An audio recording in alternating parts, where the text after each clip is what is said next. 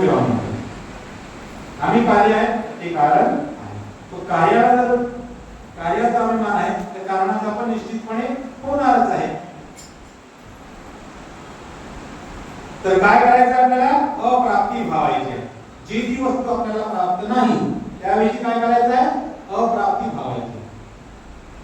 जीवनामध्ये संसारामध्ये आपण अप्राप्ती भावतो.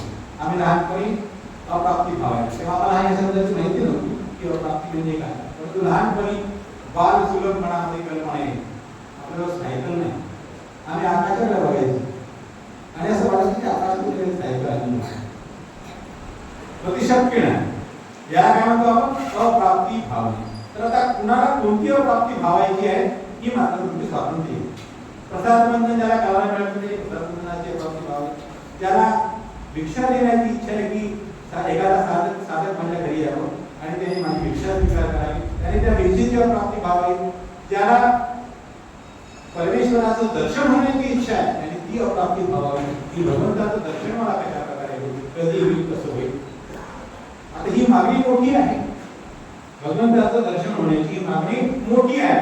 अप्राप्ती पण तेवढीच असायला पाहिजे, तेवढीच मोठी असायला पाहिजे. तर मग ती पूर्ण होईल, नाहीतर पूर्ण होऊ शकणार नाही.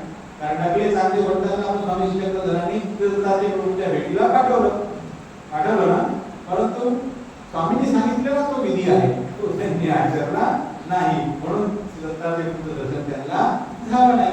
फक्त आपल्याला जर भगवंताचं दर्शन प्राप्त करून घेण्याची इच्छा असेल तर अप्राप्ती देखील त्याच लेवलची असावी, त्याच प्रकारची असावी, तेव्हा तो भगवंत आपल्याला दर्शन होईल. आपल्याला पंगत करण्याची इच्छा आहे परंतु घरी द्रव्य नाही, आपल्याला द्रव्य नाही, तर ती अप्राप्ती आपण भावावी.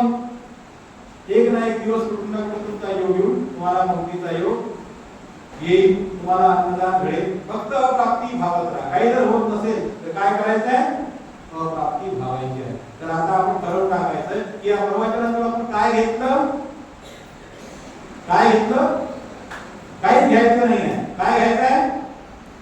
फक्त अप्राप्ती घ्यायची आहे. हे तर होईल ना आपल्याकडून, होईल ना, कारण हे हा मनाचा विषय आहे, त्याला काही द्रव्याची गरज नाही. फक्त मनामध्ये भाव निर्माण करायचा आहे आणि त्याच भावनेने परमेश्वराला प्रार्थना करायची आहे. हे तर होईल ना आपल्याकडून. आम्ही ते तुम्हाला दर्शना द्या म्हणणार नाही, फक्त अप्राप्ती भावायची आहे. एवढं जरी घेतलं तरी जे कारण आहे सेवा मंडळ आणि जे कार्य आहे त्याला महत् लाभ होणार आहे. मोठा लाभ होणार आहे. महत् म्हणजे मोठा लाभ होणार आहे.